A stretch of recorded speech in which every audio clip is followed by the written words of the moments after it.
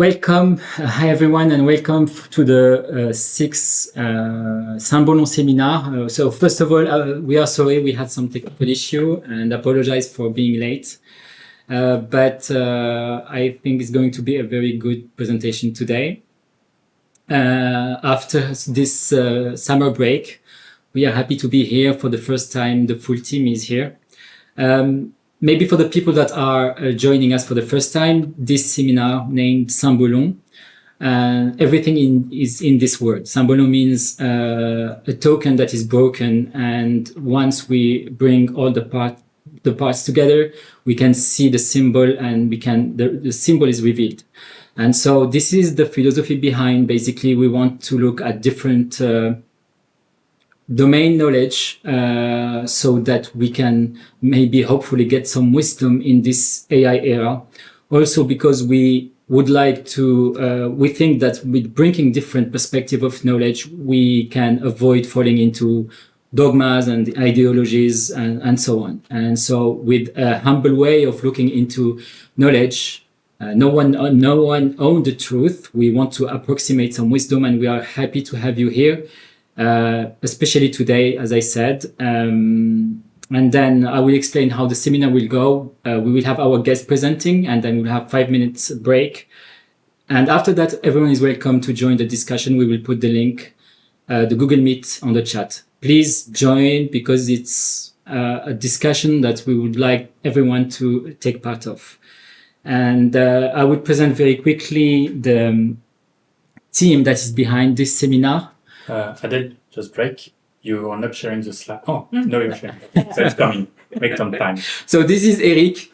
This is the first time I would present the team, but Eric Petit is part of the team. Usually he's in Portland. You can see this small window, but today he's with us, and for the first time. So we are very happy to have Eric with us, who is senior research engineer at Intel.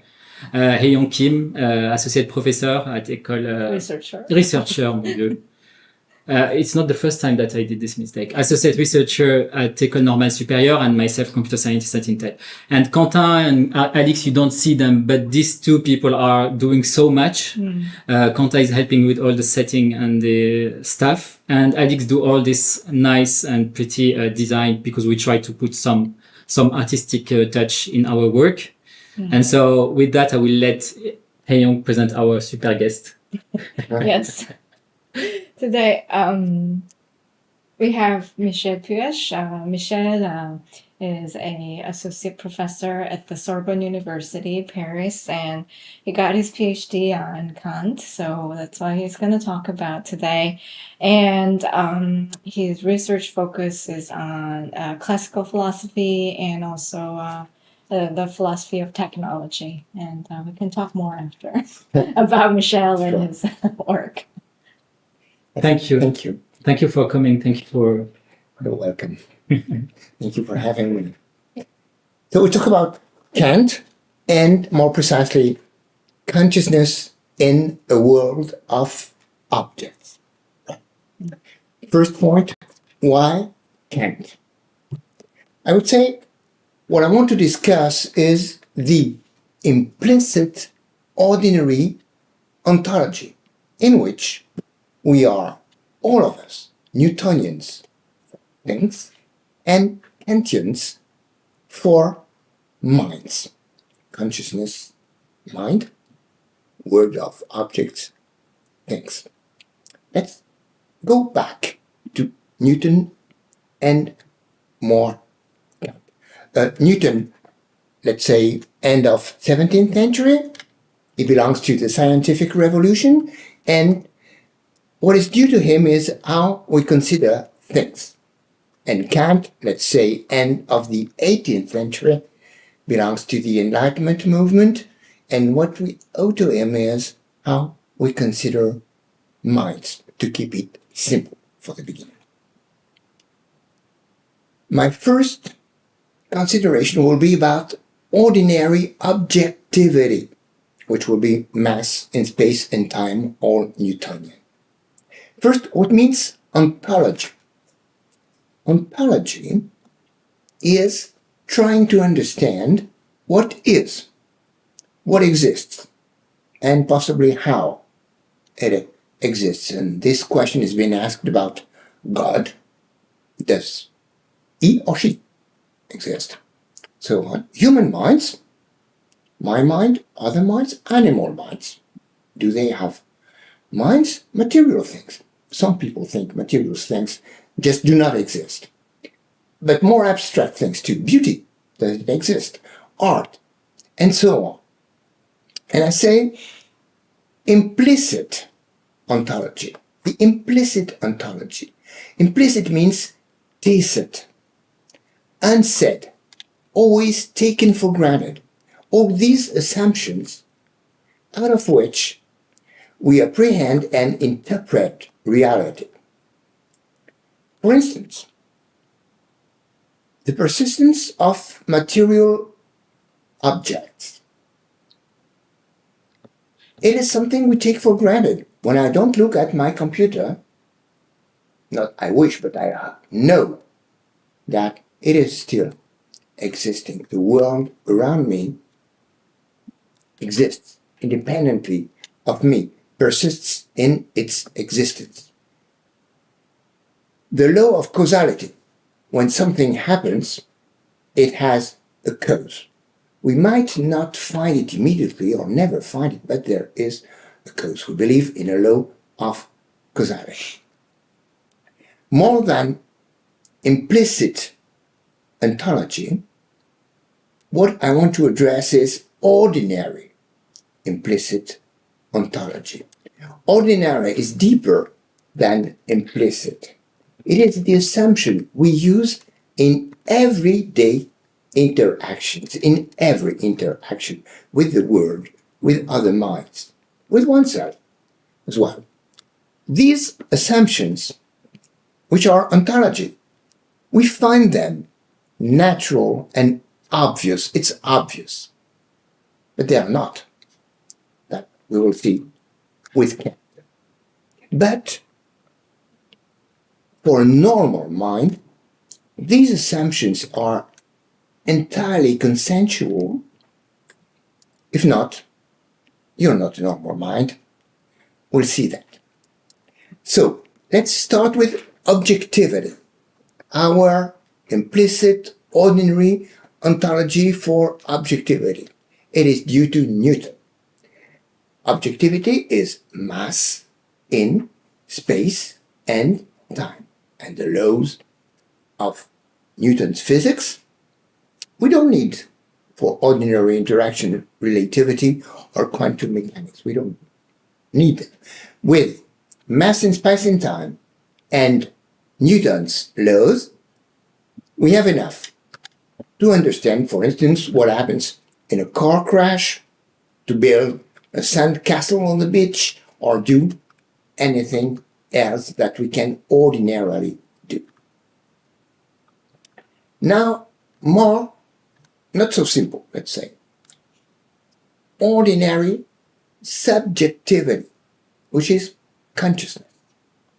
In fact, we have to start with simple things, a dual ontology. We assume two modes of being a thing, an object, or being a mind, something like a subject. And I will use consciousness for subjectivity. Instead of mind, I will use also mind, but mind seems to refer to something objective, a thing, and not a subject. So if we want to talk about subjectivity, I think that the abstract consciousness, without an article, just consciousness, not a consciousness or my consciousness, in the abstract, indefinite, is better than a mind or my mind as an object that I would possess or something like that. Right. Here, to move on forward, we need Kant. Kant has a notion of the I. He calls it like this. The I, the self. We could say the myself. the consciousness that I am. In Kant's German, it's called das Ich, with an article. The I, I'd like to say, the I myself. This consciousness has an absolutely unique ontological status. There is only one myself for every self. It's simple, in fact.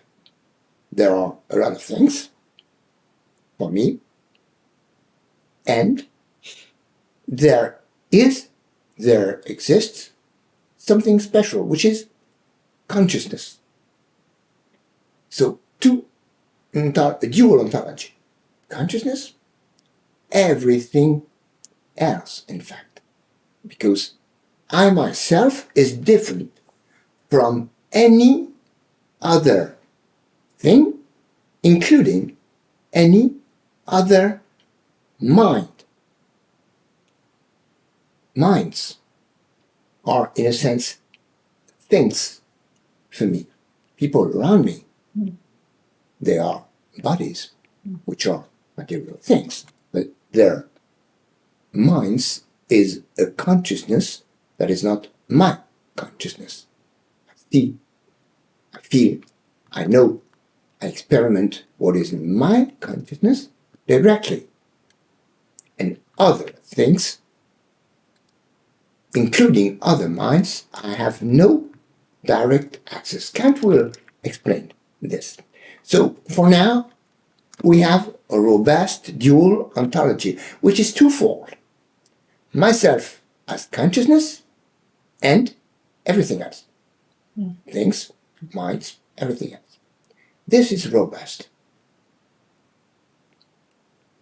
Alas, Kant is fond of the psychology of his time, and he used the vocabulary of traditional psychology, talking about inside, saying what I was just saying, in terms of the inside, psychological side, if you want, and the outside, physical side, if you want. But more precisely, Kant starts from data. Yes, the word data comes from digital language, but it is in Kant, in German, in Kant's German, das Gegebene, from the verb to give. Geben in German, dare in Latin, data. So it's the same word. Kant talks about data, but for him, not digital data, in fact, data given by sense perception, and two senses, in fact, the inner sense and the outer sense. Well, this is vocabulary choice that has a lot of consequences. So on one side, there is myself, let's say for now, my consciousness, which is built by a synthesis. The word synthesis is the most important word, notion, in Kant's most important book, The Critique of Pure Reason. So the synthesis builds something, myself, my consciousness, out of data, but the data of the inner sense. And there are other kind of synthesis building from outer sense data, and they build things. And maybe we'll see minds. This is not exactly Kant's invention. Kant's invention is the notion of the transcendental. And the notion of transcendental gives a new connection between objects and consciousness. Let's focus on that. Before looking into what is built or constructed, I will use the Saxon root build and the Latinate root construct as equivalent. Let's focus on the transcendental self. This notion is entirely invented by Kant. The transcendental self is not what I was referring to on the preceding slides. The built self. It's not the built self. The psychological self, which is built out of inner sense data. We have inner sense data, out of which we build a self, a psychological self, which is not the transcendental self. The transcendental self is the building self, not the built self. It is the operative entity. There is in that case a synthesis. It must be operated. The subject operating this synthesis is not the psychological self. This is psychology, but transcendental philosophy says the synthesis is operated by something different, a transcendental self, which is not given under the form of sense data, which is not a product of these syntheses, but the producer of them. Kant's genius is here in saying that this transcendental self has a structure, or better, it has or it uses methods, rules for operating all these syntheses. And from there, we find laws of nature in the constructed world, Newtonian laws and others. I mentioned the laws of persistence, causality, etc. They are built in the world, because the world is built, and they are built by the synthesis of the transcendental self. Same thing for the properties of space and time. They are the form of the constructed world, and at the same time, these laws and these structural properties are universal, and they are everywhere, no exception. Everything is in space, everything is in time, for Kant. And they are necessary because they are built in the world. That is how Kant explains what was not explained before. Why are there universal and necessary laws or structures in the world? You can explain this referring to God, but Kant doesn't do that. It refers to the transcendental self in the building process of the world, of everything. By transcendental synthesis, we give to the world, our transcendental self gives to the world all its universal and necessary properties. Kant says they are a priori with a Latin word meaning before, you can say a priori in English. Bottom lines from now. I myself am consciousness or a consciousness, to keep it natural. I myself is consciousness. To this consciousness that I am, a world is given, data, not given directly, but through data. From this data,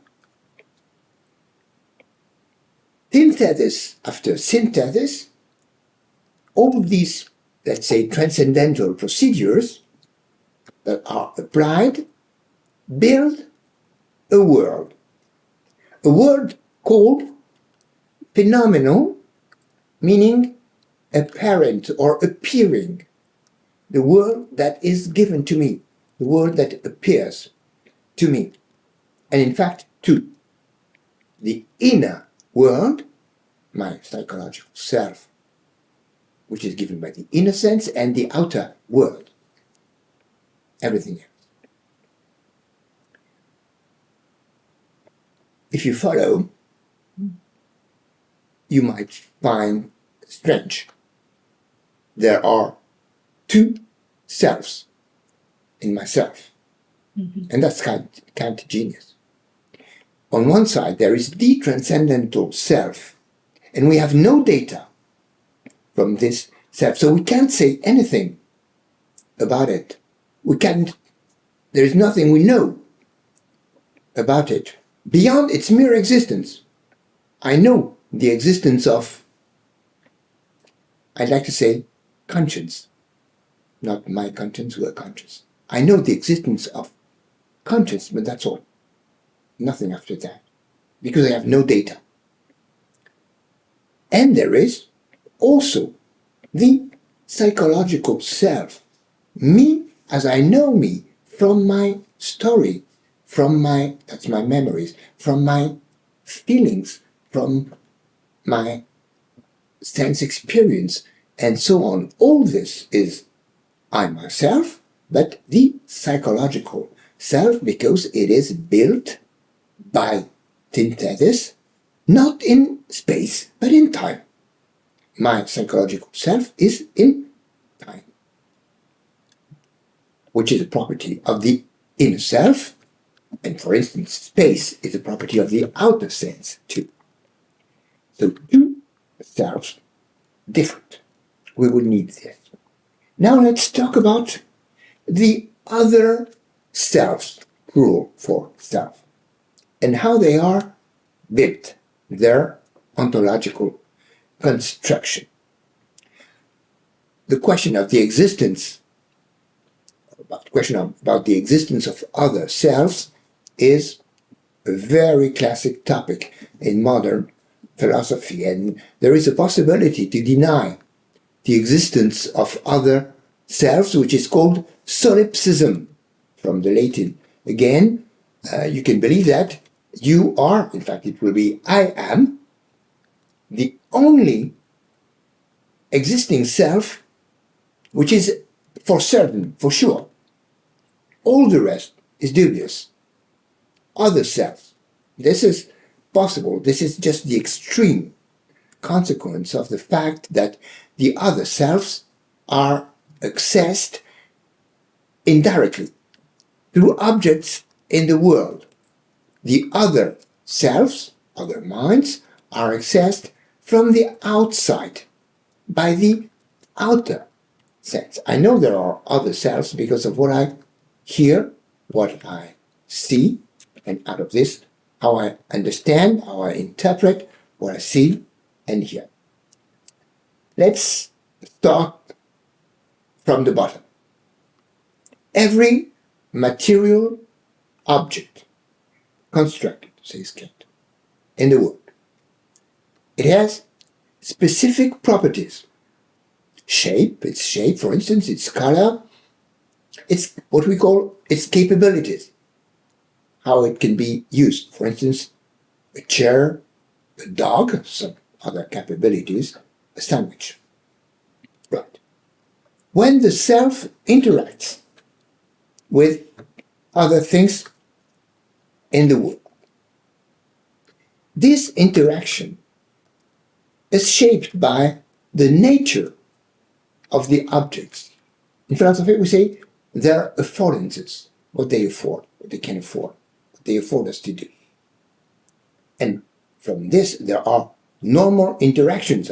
Take, for example, you can eat the sandwich, not the chair. You can pity the dog, not the sandwich, because they are different things, and our interaction depends all the time from the nature of what they are. Just now, in this very general process, some material objects, very special kind, human bodies, we find in them the suggestion, the idea that maybe we can say they are minds, or they have a mind. I would like to say there is a self, and even better, there is consciousness. Here, there is consciousness.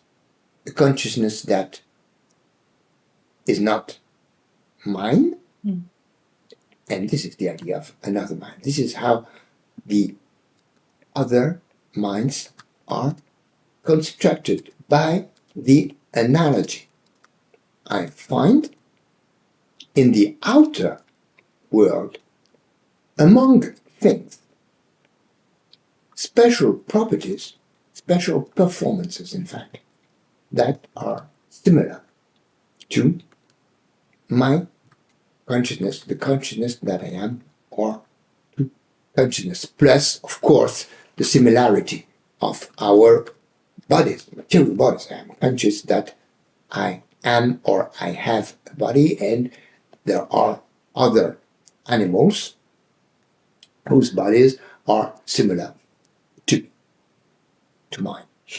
This is all given by the outer sense. This is how ontological construction of other selves happens. Out of outer sense data. We have no inner sense data of other selves. This is a very classical issue in modern philosophy.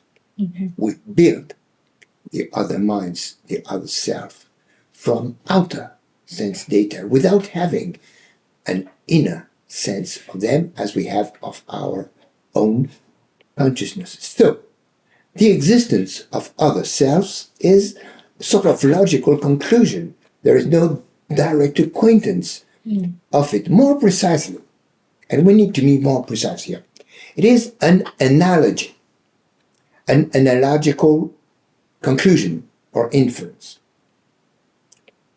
Analogy means concluding from similarity, from a partial similarity, to identity, to a partial corresponding identity. This is analogy. Of course, it is not a logical conclusion. It is weaker than a logical inference. But, very importantly, analogy is not a false reasoning, nor is it necessarily misleading. It's not the ideal way of knowing, but it works. Strangely, about other selves, Kant, you can read everything in Kant, nowhere does he care about this issue, the construction of other selves as an ontological issue. It is, in fact, strange. A philosopher of consciousness and things who doesn't care about how between things there are selves, minds, other forms of consciousness. But we can explain why. Because for him, the problem is moral, not ontological. For Kant, the priority everywhere is ethics, moral concepts. With other selves, for Kant, we are in an immediate moral connection. The presence of the other self is an ethical and moral phenomenon in my consciousness. It is not an analogical, logical, and questionable conclusion. It is something different. It happens on the inner side of ontology, of course. Inside, as says Kant in his vocabulary, in what he called pure reason, consciousness as a transcendental entity. There is a sense of duty towards other selves, and only for Kant, towards other human selves, which is called, you might know that, the moral law. The moral law gives to every self, meaning human self, an absolute moral value. And this is an immediate presence for human consciousness, Kant says, in pure reason. Absolute value means it is an end in itself, not a tool, or not never only a tool, never only an instrument. A self, a human self, must always be considered also as an end in itself, says Kant. That's a strong point in Kant's philosophy. The priority of ethics, the priority of the moral duty. And it is extraordinarily strong in Kant's thought. Ethics as a priority over every knowledge. Nothing I know can contradict duty, what I feel as my duty.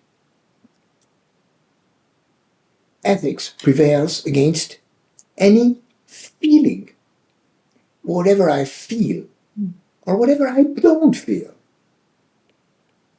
Never mind. I must know, and Kant says, I know where my duty is. I can pretend not to know because I don't feel it. Kant says, well, in fact, he didn't write bullshit, but he meant it. It's not true. More than that, someone like Kant, ethics as a priority over reasoning, over knowledge, over experience, over any fact. No fact can be taken as a contradiction to the moral bond, the moral duty between human selves. So nothing could be stronger. And in fact, nothing is stronger in Kant, not even religion. Now, I beg your permission to apply this framework to artificial intelligence. And to explore what we can do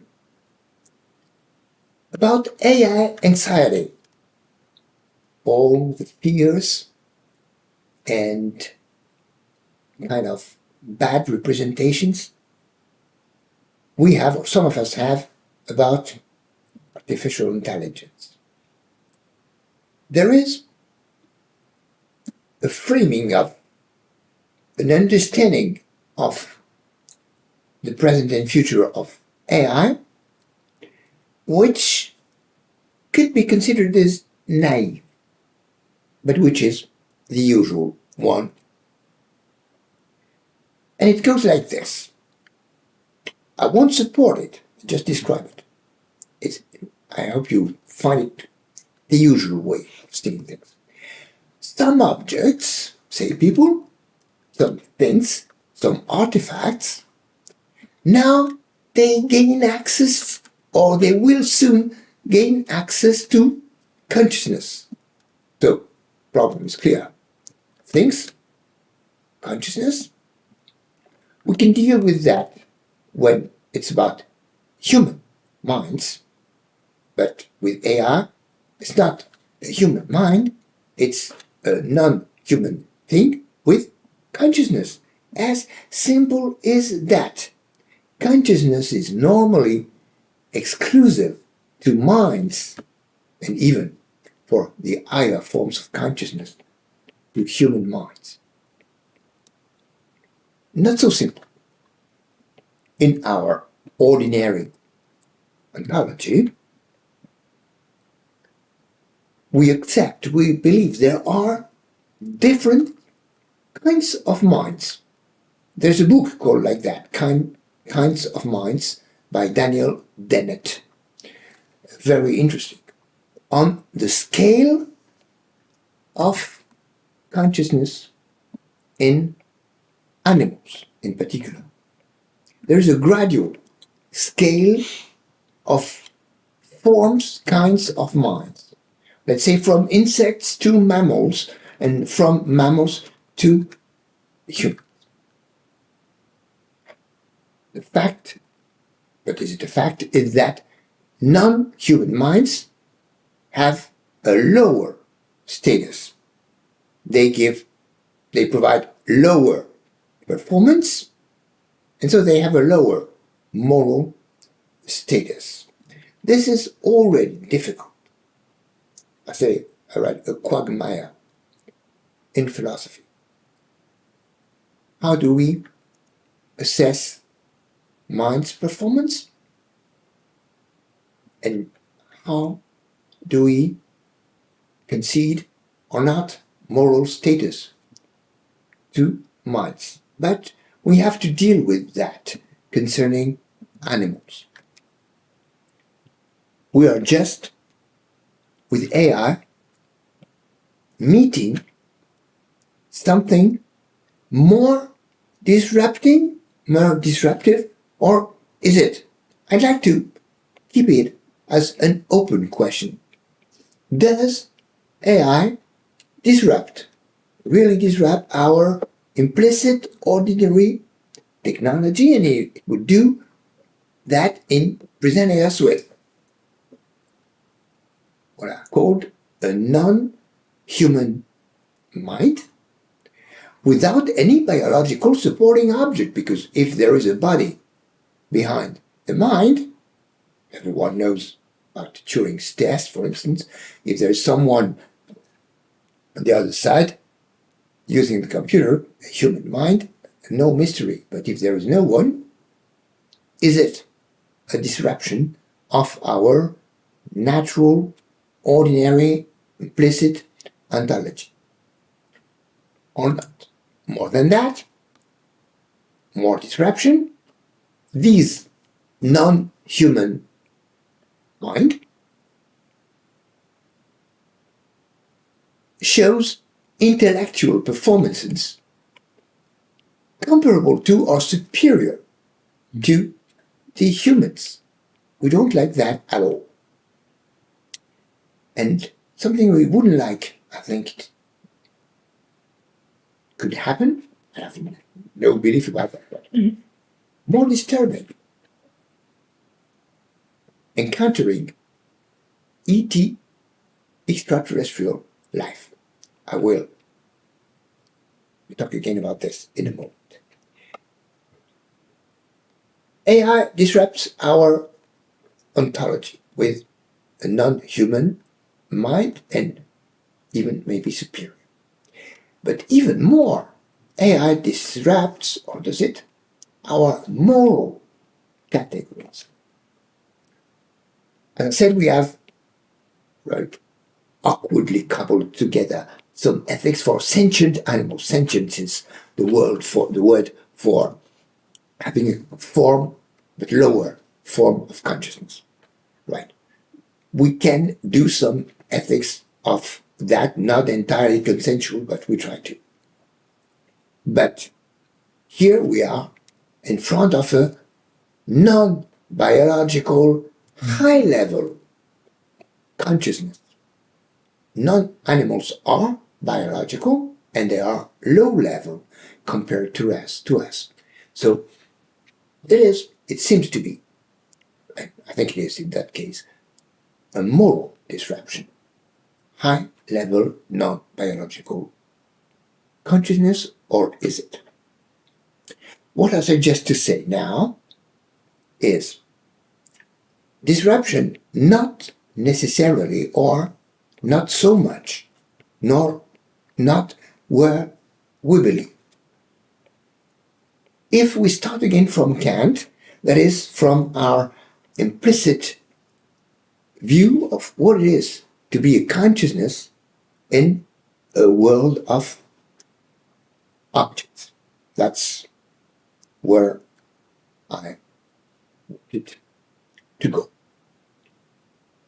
Start again from Kant and our ordinary implicit ontology of things and objects, and see what kind of problem AI is bringing along or not.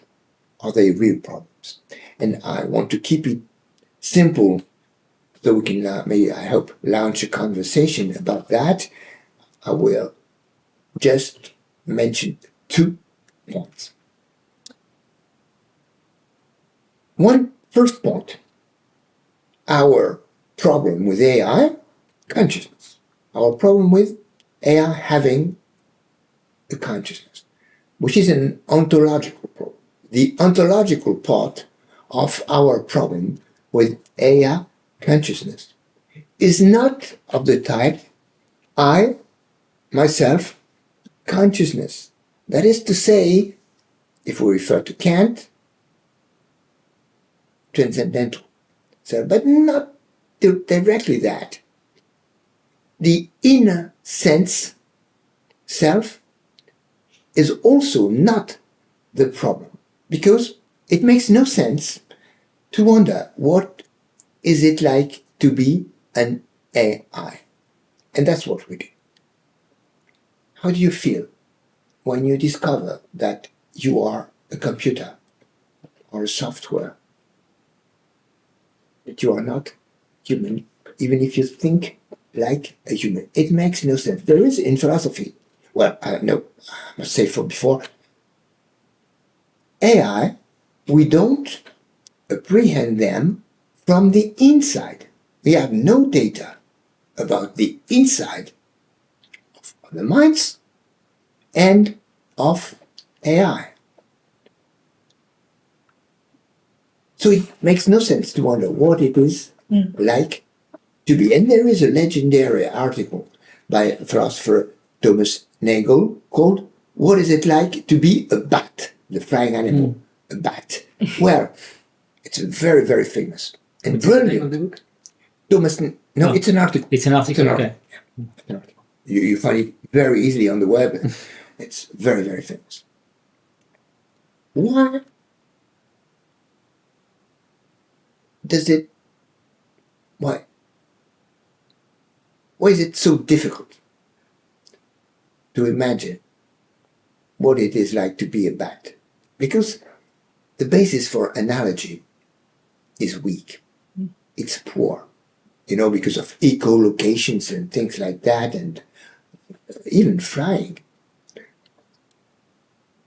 We can maybe imagine that we can imagine, but it's imprecise and it's a weak analogy. Right. Concerning AI, we have better. There is at least one fascinating book. It's a science fiction novel by Neil Stephenson, Fall or Dodge in Hell, a recent science fiction novel, where he imagines how digital consciousness could happen. What rather complicated story, starting with a sort of avatar in a video game. And the novel is about this AI entity constructing an image of self and of the world and other selves who, on their side, are constructing images of representations. And so we can say worlds. How a an inside and outside, because there is also building an outside world, how this can happen in an artificial consciousness. And I find the way Stevenson imagines this very convincing, very convincing. But this is not the kind of problem we should prioritize. Our problem with AI consciousness is not ontological. Well, let's say it can be for some philosophers, okay, but the common problem, the universal problem with AI consciousness is of the type constructing an other self. And we'll see next slide. So it's a moral. Constructing other selves, we know how to do that. We do that all the time for other humans. It's an ordinary know-how. We know how to do that. And we do this, constructing other selves, for non-humans, pet animals, a cat, a dog, a horse, sometimes other animals, and why not a bat, in fact? We can roughly imagine what it's like to be a bat. There is a limitation to it, but we can, because there's a weak base for analogy, but there is base for analogy.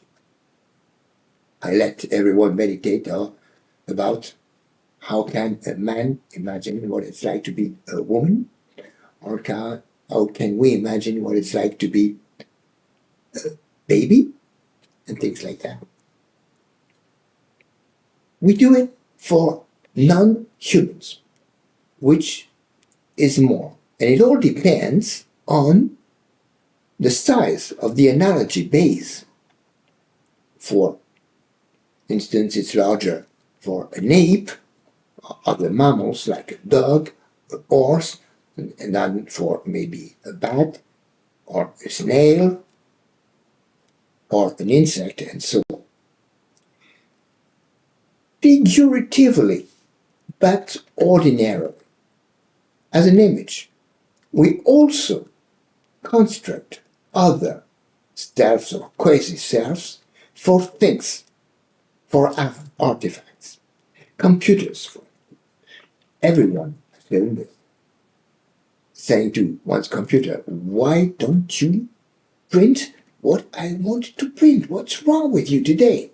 We know it has no stuff. Yeah. Yes, it happens all the time. All the time. Including today. Including yeah. today.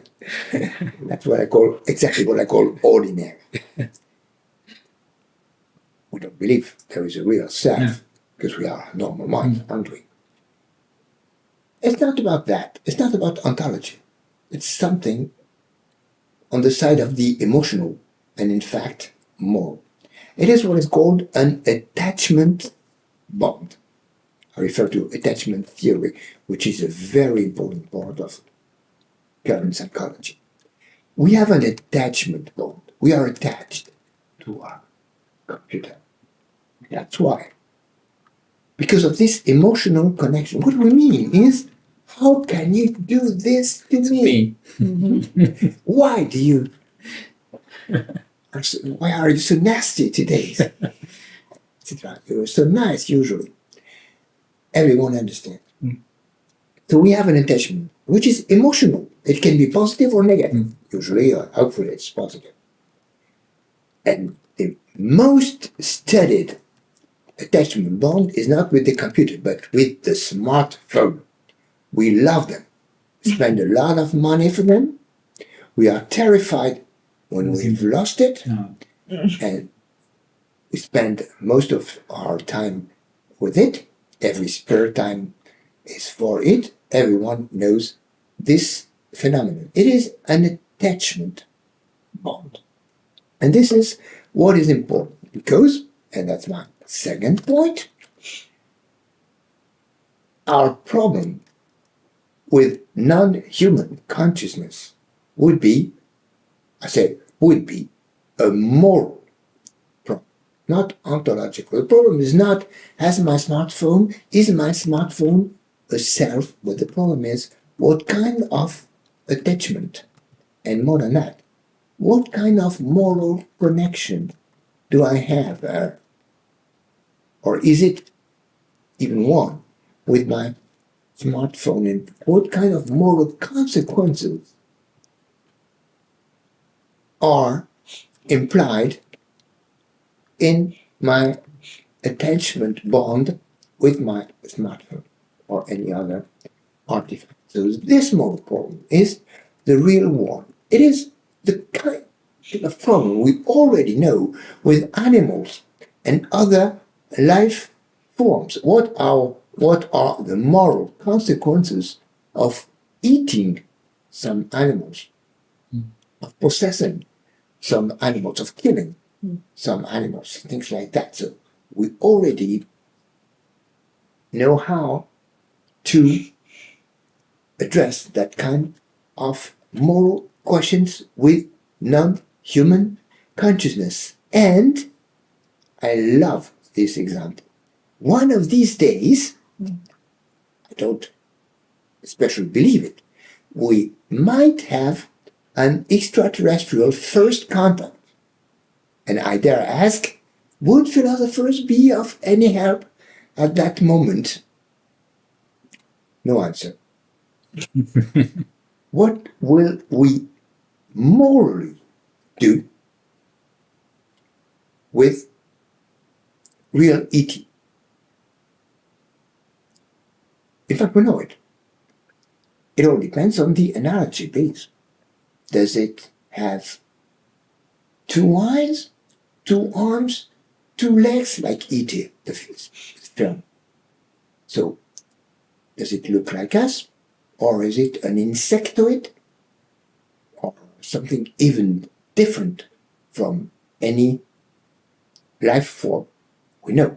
So, the size of the analogical base will help in the construction of another self, and indirectly the moral connection. But we have seen with Kant the experience of duty, the connection to other selves, is directly moral, ethical, and this is what we have in the attachment to things. It's an immediate connection, which is emotional, less than moral, usually, to things. And more, there is another scale, gradual, of attachment to things. We have attachment to inert things. For instance, favorite food. There's no shame here in this. Or shoes. No gender issue here. For one's house, it's a very normal attachment, and it has a moral meaning. Old people, you cannot remove them from their house. It means something human, something ethical. Beloved landscapes, for instance, we have attachment to places.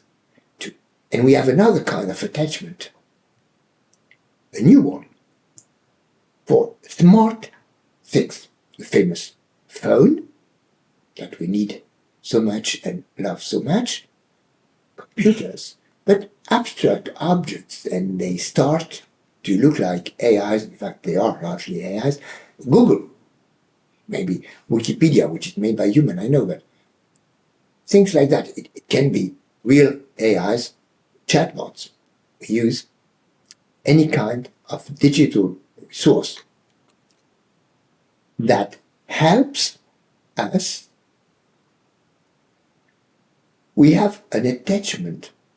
We really say, and I say it very ordinarily, thank you to Google Maps, because without it, we never would have found where we were willing to go.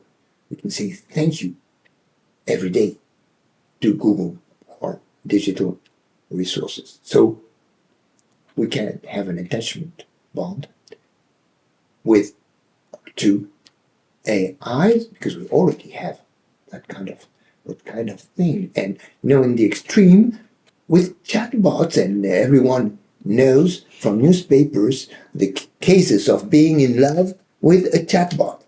But being in love with a chatbot, if the person, no gender issue here, if the person believes that it's a real human on the other side, it's just delusion, okay. But can you be in love with a chatbot or an AI, same thing, knowing it is an AI? And the interesting answer, the realistic answer, is yes. And some of these people say, I love him or her because he or she is not human. I don't want to love humans anymore for a reason. So you can be, let's imagine, and I find it realistic, being in love or something close to it with chatbot, an AI, knowing that it is an AI, not taking it for human. So, conclusion. I suggest that we could stop investigating how we do in this, what I call foggy ontological speculation, AI consciousness. No progress about understanding, no real progress in philosophy in understanding animal minds or even the other person's mind. So the interesting track to follow is not investigate AI consciousness in the first person, as we say, as if we, as from the inside. Right? Let's instead focus on our real, ordinary, existing practices of our material environment, where we find what I was talking about, the attachment to things. And this attachment to things existing has now a new shape, a new meaning with smart things. The way we are attaching to smart objects, smartphone, AIs, chatbots, and so on, can include, we take them as things and not minds, and that seems to be the interesting track.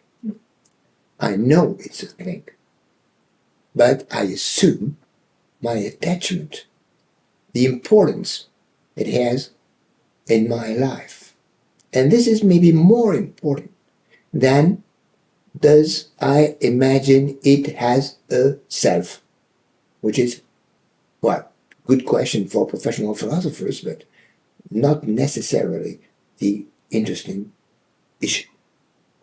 That's it. If you want to go further in a Kantian spirit about the ontology of minds, I suggest reading some Wittgenstein about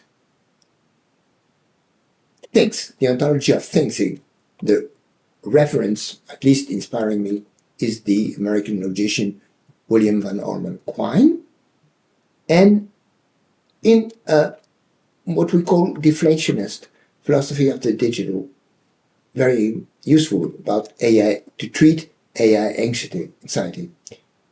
Dreyfus, and I just refer unabashedly to my own production here. That's it. Thank you so much, Michel. Welcome. It was very interesting. I think it was also dense, many information, many things that we probably have to discuss, the three of us and also the people that could join just after the break. So we will have 5-minute break, and we will put the Google Meet on the chat. So everyone is welcome, of course, after the break. So come and take part of the discussion. See you in 5 minutes.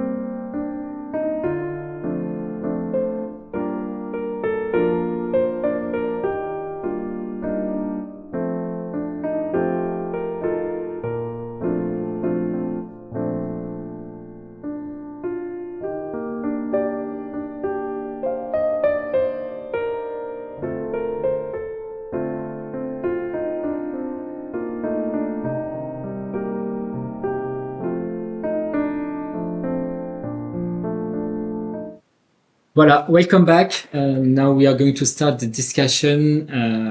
I think we have 1 hour, more or less, of course, depending on the people that you can have. And I think there is some latency. Maybe if you make a refresh, it should be working. But I think. Okay. No, today Huge is lessons. the day of Yes. ordinary Glitches. glitches.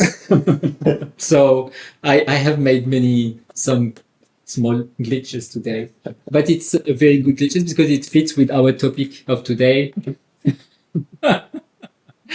So, and make it more human. We are human, and the idea is to open the discussion and learning by doing. This is what we are doing in this seminar. Yeah. Yeah. So Go ahead, Ayun. Yes. I know you have many questions. I do have many questions, but I will restrict myself a little bit. So, but I will start with some, so to say, smaller questions, more about Kant, something to clarify a little bit further.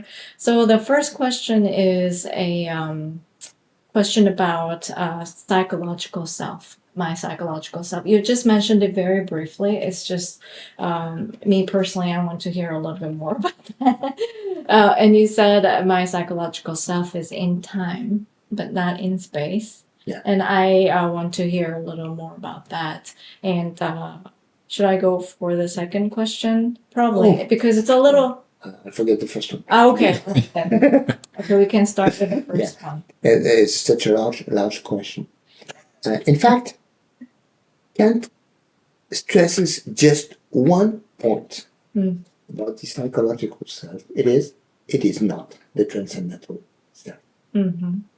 And it is not so important. But Okay. in contemporary philosophy it is. And the French philosopher Paul Ricoeur, Paul Ricoeur says a lot about the self as myself, and it's building through time, and it's being in time. The time, well, first the time of memories. I am what I have been so far. So the essence of the psychological self is to be in time. First, because of past time. Right. Second, the time of decision. Here I draw from Ricoeur, directly. The time of decision, in present. I am in the present. And I can act. The dimension of my action, that is the ethical and technical dimension, is the present. So I need the present time. Of course, the future time. Time for project, for wanting to be and to do things. So the nature of the self, the nature of psychology, is necessarily in time. And we are lucky. Time is the form of the inner sense in Kant, as you know. So everything that is given concerning my mind is given in time. Everything that happens to me happens, or has happened, or will happen in time. And to give you a complete answer, what is important for Kant, another side, is that the transcendental self is not in time. That's why he insists on the difference between the two. And in this transcendental self, Kant locates freedom, liberty. We are free because we are not only the in-world object, thing, condition determined by causality, but we are at the same time a transcendental self in a way we cannot understand because we have no data, so there's nothing to know about it. But its existence, and knowing that I also exist as a transcendental self, even if I can't understand, and I can't, what it means to be free and how free I am, I am. And this means morally responsible. For Kant, the self being also a transcendental entity, not in time. That is to say, the entire life can be, religion said, judged, morally assessed as a whole, because it's not in time. And there is no determination, because determination, causality, is in time. Yeah. Is in a world. But if something is not in time and space, it has another logic. And in this logic, the moral responsibility we need to build our moral life, for Kant, is possible. Oh, that's very interesting. And this made me understand better the connection between Kant and Husserl, actually, because this psychological self in time is what Husserl developed further in his transcendental philosophy, which is different from the Kantian transcendental philosophy. So I think this point really clarified the difference between Kant and Husserl very well, and also what really matters in Kant and the ethics in Kant's philosophy. And still connected to this question, my second question is about moral duty and the two types of self, like phenomenal self and transcendental self, how these two different selves relate to, or how it works with this moral duty. And I want to hear more about that in detail. Right. It is connected indeed to the first question, because let's take a somewhat concrete moral decision. Will I do this or not? What happens, what I'm conscious of, is all in the phenomenal self. I have data, all my ideas, judgment, emotions. I'm aware of them, so they are in time. I first feel this, then I have another idea, then I remember something. It happens in time. So what the ancients called moral deliberation happens in the psychological self, that is to say, in time. And for all we know, strictly for all we know, that's all. But there is something that we don't know. But we must accept its existence, which is the transcendental side, which is what Kant calls our noumenal or transcendental self, and he even says our noumenal character, which we have no access to.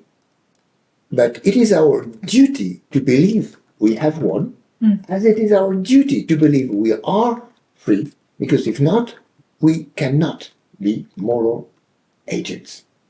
So, wrapping it up, to be moral agents, which is our duty, even if all we have access to is our psychological phenomena self, we must accept that beyond that, there is a transcendental self, which in fact we know, because that was one of my very first points, because there is consciousness. And this consciousness is, you know this from, I know from Husserl or Heidegger, this mere existence of consciousness is a transcendental point, or imposes a transcendental point of view. So we have a good reason to think that it's a possibility. Kant says exactly this. It's possible to accept a transcendental self, and it's morally our duty to accept it, even without any access. So Kant, before quantum physics, has a sort of idea of what we cannot know or experiment with, but we still need to take into account.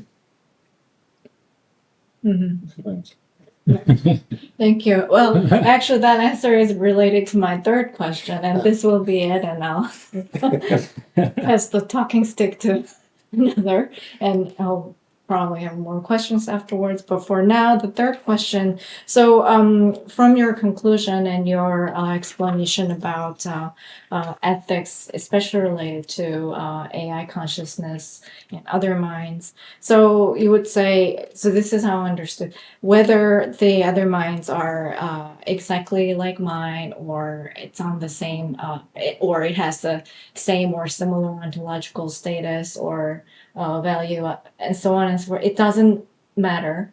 That's not what matters, but we still, whether they have the same or similar ontological status or not, that's not what we should be concerned about first, but it is the ethical or moral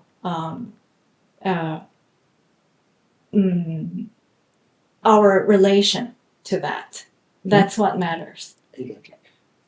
Yeah, well, it doesn't matter for us philosophers addressing the AI anxiety problem, but it matters a lot for psychologists and people treating mental health issues.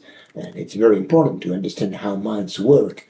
And of course, but it's a different field. And it's not the right approach to AI.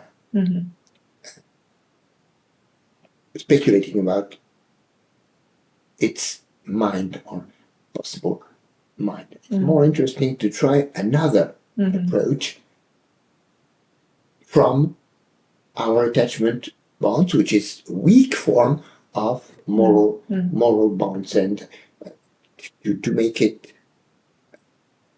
clear, if I can, with another human. For instance, sometimes our children or our elders or people from different cultures. We don't necessarily need to understand how their mind works before it's a priority order. Before we respect them and give them the right to be who they are. Yeah. This is more important. And this is the real issue. Maybe I will never understand. Well, I take it very simply what it is to be a woman or something like that, or to be from another religion or things like that. But I don't need to understand what it is to be a bat or a believer in something to allow this person to be and to have duties towards him or her, and so on. So this is the priority of the moral, even lower form, emotional bond, relationship to things, and we give an undue priority to ontological issues. Then, in this sense, a little follow-up question. I'm sorry, I'll stop after this. No, you can go ahead. I know, It's fine. I'll come back afterwards. Yeah, it's fine. But anyways, a little follow-up question is that in this sense then, especially concerning the AI consciousness, if we, under the condition that we believe that it has its own consciousness in its own form, then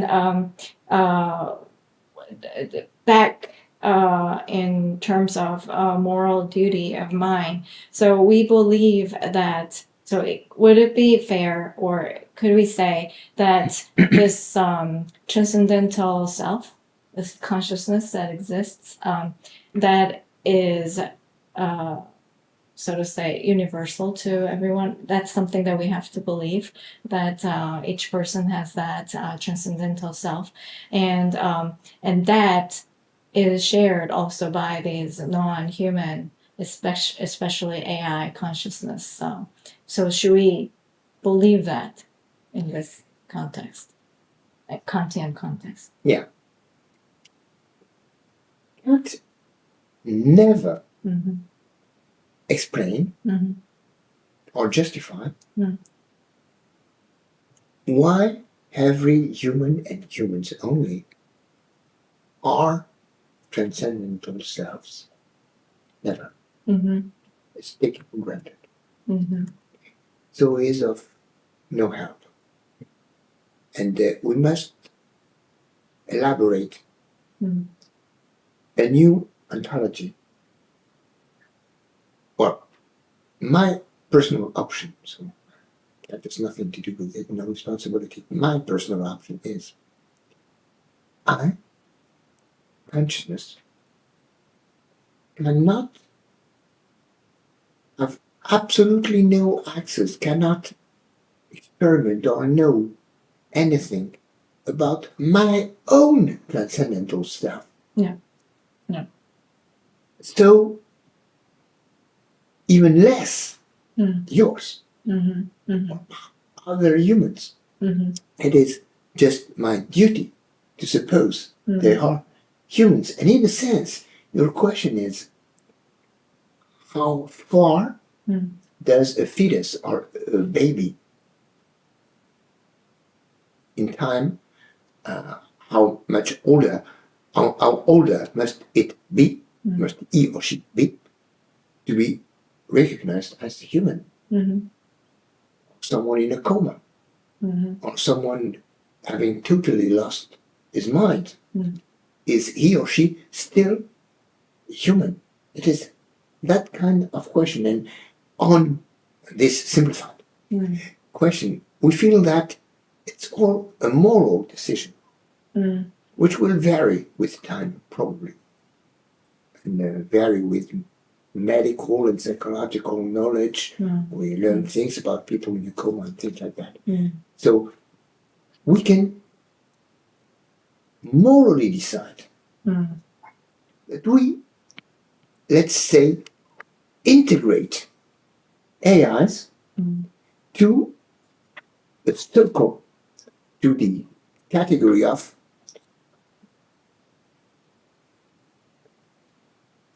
things or entities we must morally consider. Mm. And we did this for animals. Mm. Before it was only humans. Mm. Now we consider morally animals. So there is no reason, or there is no good reason, we must restrict Mm. this expansion of the moral sphere Mm. to biological entities.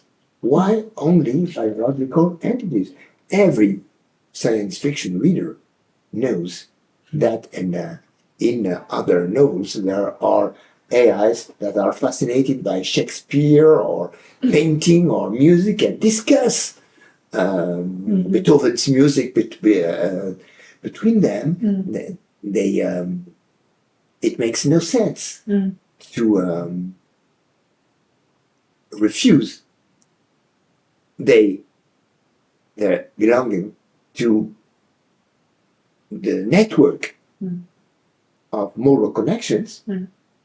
We have to integrate them into our networks of moral connection, more than animal, and more than some humans.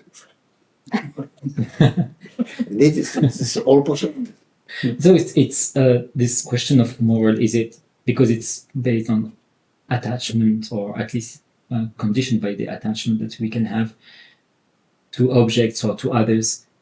Can we say that this attachment is the result of the similarities that we can, as human beings, see in the other outer world, on the other objects, and we don't have the same moral framework between us as a human versus with animals and so on with AI? And so can we consider that this attachment at the end would have an impact more or less depending on the similarities that we can see? The reason I'm asking this question is because in AI system we can see some similarities that we have never seen and we don't see in animals, like language and reasoning, even though it's not real reasoning, but it's a kind of reasoning. But as an observer, we can see some features that only human has. And so this could be very confusing in terms of attachments to those AI systems. Right. Similarity and analogy is a good Okay. approach. You tech people, tell me why firms spend money to build anthropoid robots. It makes no sense to walk on two legs. It's very difficult. Not actually related to that Why question. two eyes on the face? I mean, is there even older than that? I mean, why sculpture? Why painting? Why do we spend so much time from very long time It's, to try to make things look human? It's because we know deep inside there will be a moral attachment to a representation of ourselves. If I can just give one example of this, it's in the firms. There is a company that when they transpose the same system in PC on phones, and it didn't work out. I will not, so you don't need the same systems in smartphone than you have in a PC. Sure. So the revolution came by iPhone when they understood this. Not bringing the same old fashioned to a new kind of technology. You don't need to replicate the same thing because the hardware are different and the usages are different. And so we have seen this in the past also in the technology companies just trying to not adapt to the new technology, but instead replicating the same old system into the new one, and it never worked out. Right. And well, here we in the end will fall into the uncanny valley where there are too much similarities. And we don't take, I insisted on that, we don't take the artificial system as an artificial system. We like in Westworld, the TV program, we take it as human, and this is morally wrong, not only ontologically wrong, but morally wrong. If a dog has some rights and we have some duties, it is as a dog and not as taking it for a human person, taking it for humanizing him. So maybe we need not humanize AIs, and that's the limit to the similarity base. We still need, I entirely agree with you, to build an attachment bond, which is the emotional experience of it. But in the present state of moral philosophy, that's the end of my long answer. So, in the present state of moral philosophy, in particular virtue ethics, we use a theory coming from Neo-Confucian Chinese philosophers of the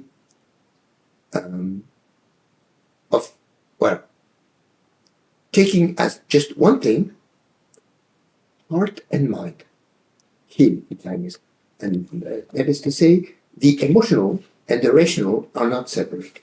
And from this point of view, the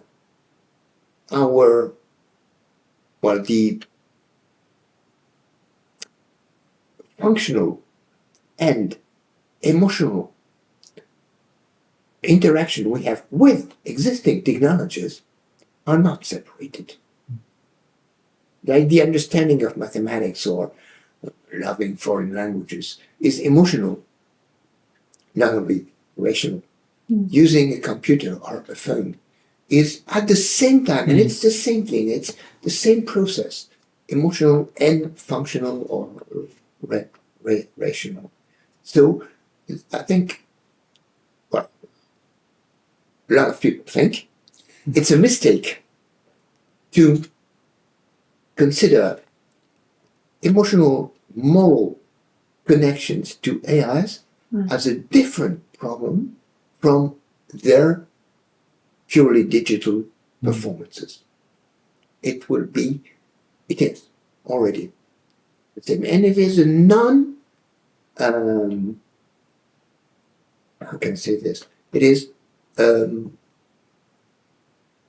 acceptance of the connection we have already with our smartphone.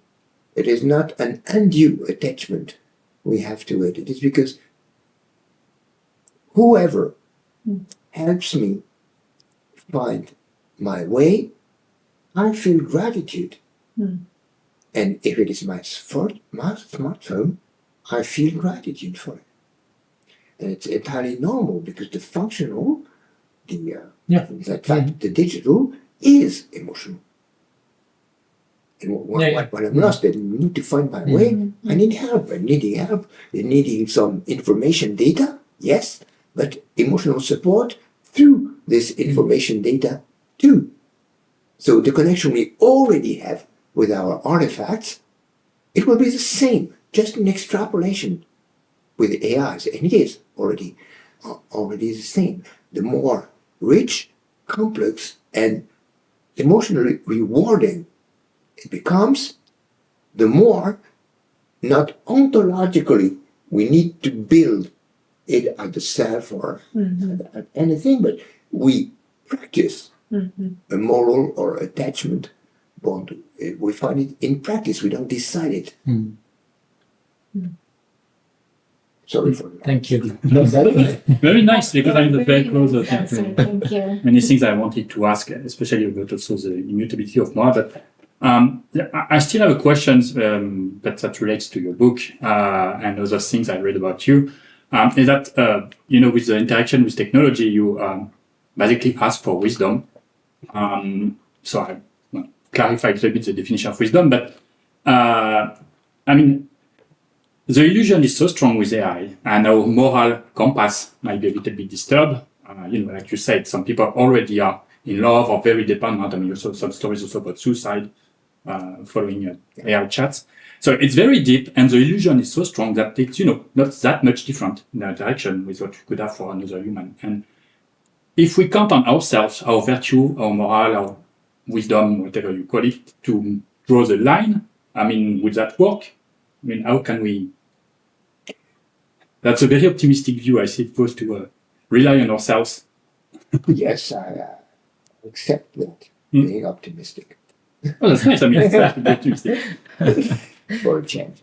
A short answers now. Promise. If I understand your question right, wisdom doesn't mean ancient wisdom.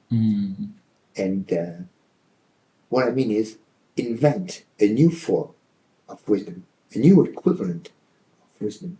Because wisdom is adapting, means adapting, finding harmony with the world you live in. In ancient China, there was a lot of things to be in harmony with, but in our present world, what we have to be in harmony with are smartphones, cars, climate change, things like that. So there is no idea of using pre-existing principles in what I call wisdom.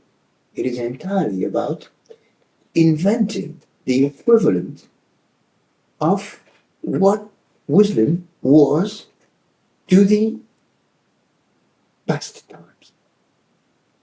Am I clear enough? Yes. So we have to invent, in fact. We have to invent. And allow me to say,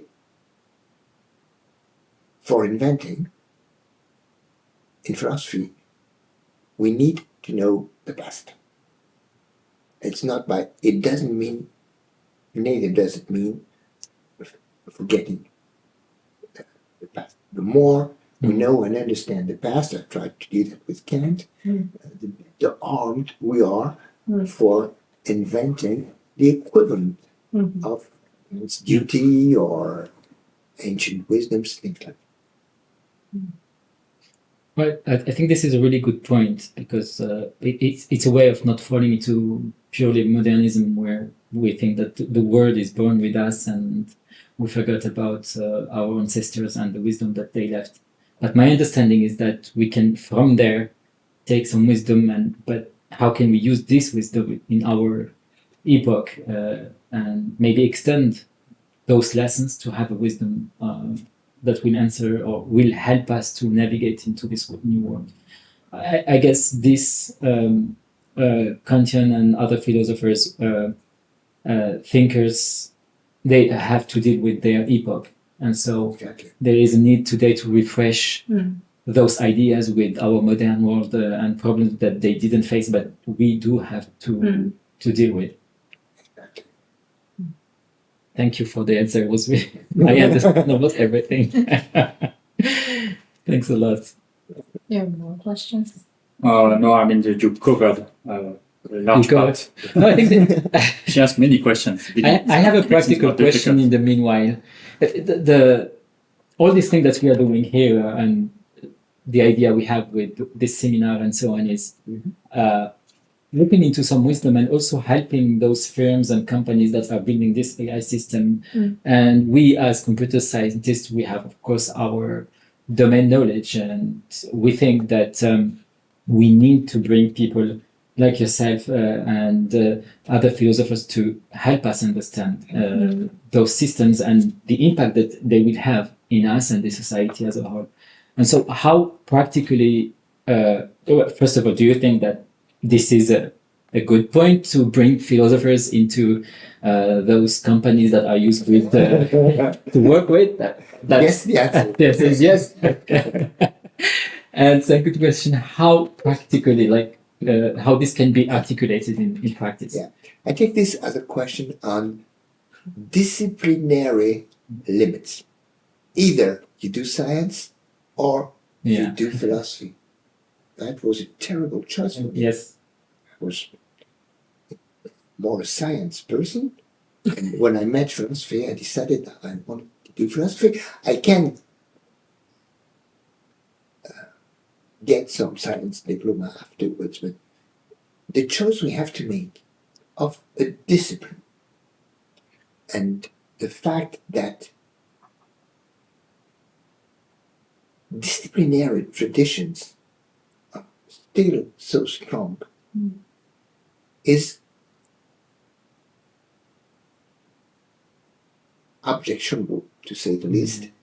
And it is urgent to change that. We are trying to. We are more and more in the academy. We have more and more interdisciplinary studies. They don't work very well, but they do. They try to. It would be, well, it exists in some countries, in the US in particular. You can study very different fields at the same time. We must do more on that. But last point. Because of the digital world, because of the internet in particular, almost everyone, everywhere, at any time, can learn almost everything. So there is a chance in technology itself, coming from technology, the web technology in particular, that disciplinary limits, degrees, expertises, do not mean so much. And I see it in firms like yours. For hiring people, they don't necessarily really look at degrees of disciplinary training, but on who are you, what can we do, what are you able to do, and in introducing some culture. It could be painting, it could be music, theater, it could be philosophy, of course, in the life of everyone, in the professional life of everyone. We are promoting a new form of culture in which expertise doesn't mean power for the small territory. We are living from a culture of more sharing. I think AI is also changing a lot this. Like even practicing with the chats, and then you can really go deep into other domains very easily. Exactly. For instance, simple example, learning languages. Yeah, it's just amazing. Learning languages. It was, when I was young, it was difficult to learn language. And now it's very easy. You have a free software everywhere. And you can even talk.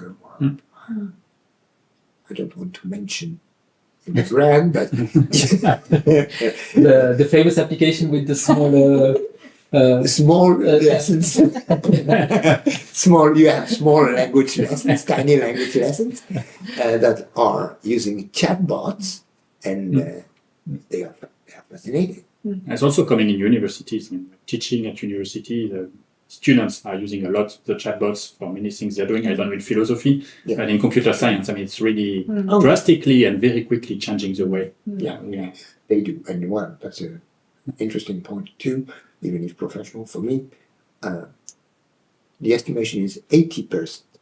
80% of homemade work is AI-made work. But what does it prove? What does it prove? It proves that what we ask to the students can be done by a machine, so it has no human value anymore. We must do something different, and we know what there are references on that. We know what we need to do. We need to have a conversation live with the students, one sentence each, and not recitation of something that has been learned and who is already in the machine, like calculators, where we don't need to be able to do these operations, but anyway, we need to have a sense of quantities, numbers, things like that, to navigate in normal life. So it's exactly the same. What we ask in specialized fields to students is losing value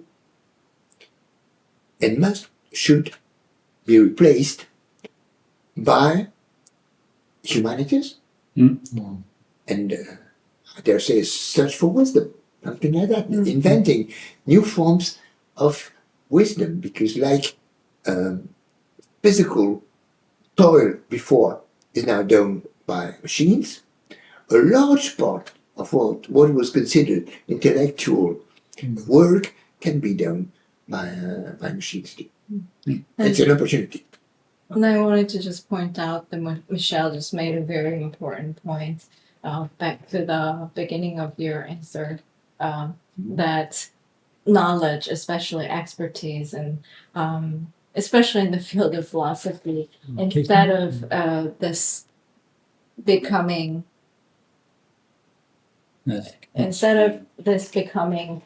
power or something exclusive, something that is not really used for everyday life or humanity or something good, but we've been building this up in the walls of university institutions that has become something just for us in some way. So I think what you just pointed out. That's a nice way to put it. Do the students want a degree for themselves or for the power it will give them? Yeah. And if it is for just the social status, they can cheat as much as they need. Yeah. Why shouldn't they? If it is for themselves, they must think by themselves. Yes, thank you for putting it this way.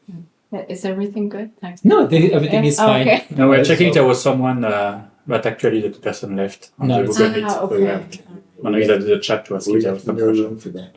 No, it's fine. I think it was a very good discussion. I don't know if you still have other questions, but Everything is solved. it's solved everything. That's okay. We're fine. It was wonderful. Yeah. Thank you so much. Thank you very much. Thank you for being with us. It was very a good presentation. I learned a lot. We hope to see you again. And very quickly before we drop, hey Young, maybe we can go to the next slide. So, thank you. Gracias. until in Spanish mode. I was in Spain a few days ago. But so, hey, we have good thing coming in a couple of weeks. Yes, we're going to have 2 seminars coming up with the Professor Shigeru Taguchi. Yes. First from the University of Hokkaido, Sapporo. And he's also the director of the center chain. And another one. This one? Yes. It's with Professor Yasuo Deguchi from Kyoto University. And Adele and I were going to Japan. We're going to record those 2 lectures. And yes.